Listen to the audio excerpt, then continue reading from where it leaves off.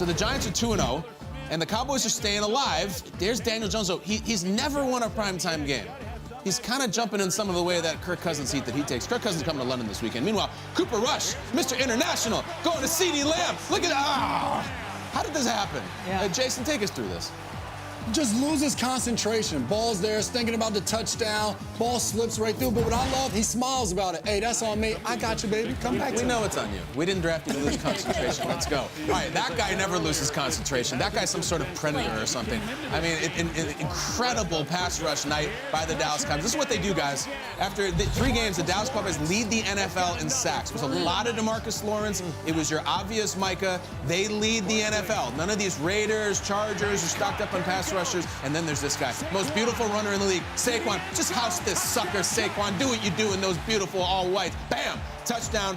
Fastest run by a running back in like over 2 years, guys. He's gonna wait, traffic, cut back, and then jets.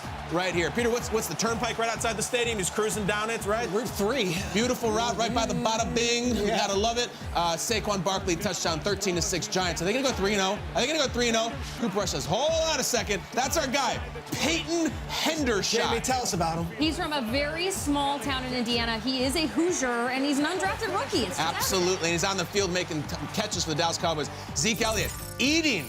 Hashtag 2016, it's back. Zeke's like Leona Lewis. Great when she came out and still just hit after hit and still doing it. Yeah, you think? Really? British reference. Oh, okay. I was gonna go American but True Detective, but I don't have an English equivalent. Was there a second season of The British Office? It was just No, one, right? they had extras afterwards. Have you heard it's better than the American Office?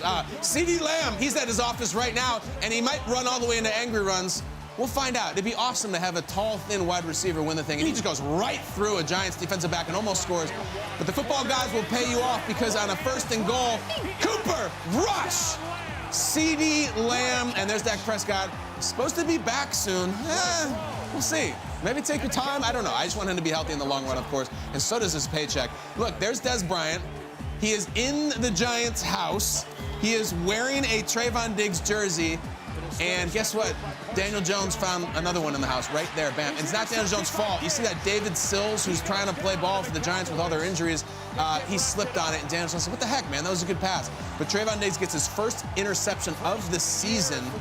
And afterwards, there was a little spirited exchange right here.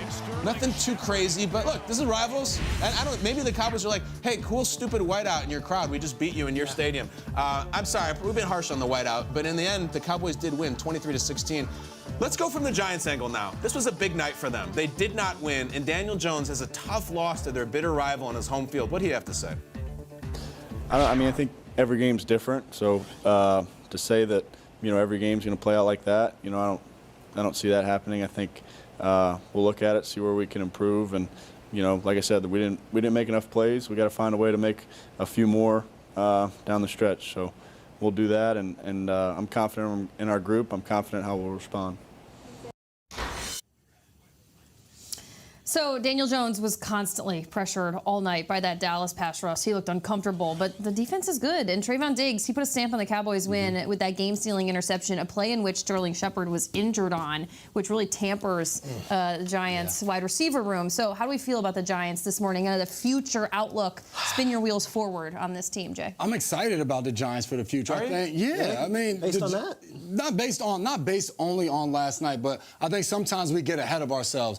Going into the season, we're like, the Giants, they're rebuilding. They won't be that good, maybe 4 wins. Okay. But then they go out there and they win back-to-back games. They beat Carolina, then they go on the road and they beat Tennessee. So now expectations have jumped through the roof. The Giants, this is their chance to knock off the Cowboys on primetime TV. The Giants, we didn't think they were going to be good. They have rookie young offensive linemen out there trying to block Micah Parsons. They don't really have much receivers out there to get the ball to. Daniel Jones was under pressure the entire time. They got rid of James Bradbury, Blake Martinez. They cut good players because they're in a rebuild mode. So I think for us, we get ahead and we're like, they're going to be good. Look, Saquon Barkley is back. That 36-yard run he had last night, it was just like, look at this. The fastest run in a long time. When you see that, you get excited. It jumps off the screen for you. And when back in 2018, 2019, when we were watching Saquon, it was just like, man, where did this guy come from? He's the next Barry Sanders. And when you're watching him this season, you see that. You see the glimpses, you see the burst. So if I'm a Giants fan, yes, last night, disappointing, losing to Cooper Rush, but I'm excited. We have Brian Dable, and we have some young guys who can really carry us. And hopefully, we draft well, and we continue to build on this team. Yeah, I think you're being realistic, and it's rational. The Giants were favored in this game, though. Giants were favored in this game. The Giants had a lot going for them. They were playing against the Cowboys team without Cooper Rush, without Tyron Smith. I feel like the Giants should have won this game if they are the team that they've been the first 2 weeks. To your point, I don't think they have the horses right now. Like, they just don't have the horses. You look at what a lot of these rosters have. Dallas has Micah Parsons. They've got Trayvon Diggs. They've got Ezekiel Elliott. They've got CeeDee Lamb. The Giants are like Saquon and a bunch of guys we hope are going to turn out to be great. And that's nothing taking away from them. But I just feel like if Daniel Jones is going into this year and it's, hey, are we going to give Daniel Jones the option? Are we going to pay him? Are we going to extend him? This is a huge uphill climb based on what he's got around him. If you look at those receivers from last night who he's throwing to, and Galladay's been invisible, he's in an MIA, Sterling Shepard's now out for the year, you're looking at guys like David Sills, which is a nice story, but David Sills is not going to be a #1 NFL wide receiver. And I'm looking at the list here, some names here. You know, Richie James, been in the league for a long time. Richie James isn't going to be a #1. And then, of course, you go down to, you know, Myrick and the rookie Bellinger. Like, this is a rebuild year for sure. They had a guy named Tanner Hudson. They're cap strong. Yeah. They're in an issue where it's like, big picture, I don't know what this team can be. Yeah. But, man, if they had gone 3-0, going into a game against Green Bay in London, walking around New York City last week, and even at the airport. Talk about it. These Giants fans, they were like amped, and it was good. And I think last night was a bit of a reality check. Ain't there yet. We have this list. We have this list, Peter, of wide receivers, and like the names. If you were trying to hedge, like, oh no, they do have some guys. Like the problem is a lot of them have gotten hurt and they haven't appeared. And the options from a wide receiver perspective should have provided some maybe definition as to where Daniel Jones was supposed to go and what the decision this team has to make about him coming off of the season. He can't do much if this is what the room looks like. And that's really frustrating, I think, for the Giants because they're trying to make a call on Daniel Jones in a 5th year of his rookie deal to figure out what they're going to do with this quarterback. I think a lot of people don't think he's the guy, but can you blame him when this is the offense that he's running? It's hard. Jamie, it's spot on. It's hard. For sure. But has he really... There are other ways to be convincing. There are other ways to be convincing. Of course. Lift those boats, you know, like... This is your classic, like, win this game. Yeah. Win it. Yeah. Like, can you not win this game? It's right there. You're at home. It's all set up. Like, I feel like the Giants never win that game. The Giants are the almost team.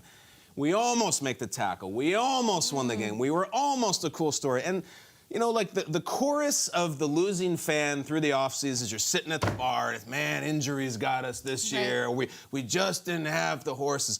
They do have horses. Their horses either can't run or are injured. Like, they got guys. Yeah. I mean, if you want to just run down the whole deal, the Kenny Golladay thing is nuclear winter. The Kadarius Toney thing, hurt. Wan'Dale Robinson, hurt. Like, just hurt or just don't work. And I just get to the point where, like, you were talking about earlier, Peter, like, this is the game they've been wanting to win for about 6 years. Yes. 3-0, beat Dallas. Des Bryant, get out of our house. We tried this corny whiteout thing, and it worked, and we're rolling, and we're the story, and we're one of only 3 undefeated teams left in the entire NFL, and the Giants are cool, and the Giants are fresh, and they just couldn't make enough plays. And you know what I hate about it is, like, there's a lot of Daniel Jones apologists this morning, and I don't blame Daniel Jones for this, but you're sitting there as a Giants fan, you're like, where did we draft this guy? And he just lost to some dude named Cooper. And where did they get him? What are we doing here? And it's the sins of the past front office. I get it. But this is still the team that's out there. The other thing that Giants fans last night watching, and you will hear this often, they had a top 12 pick, and they traded it away, and that pick ended up being Micah Parsons.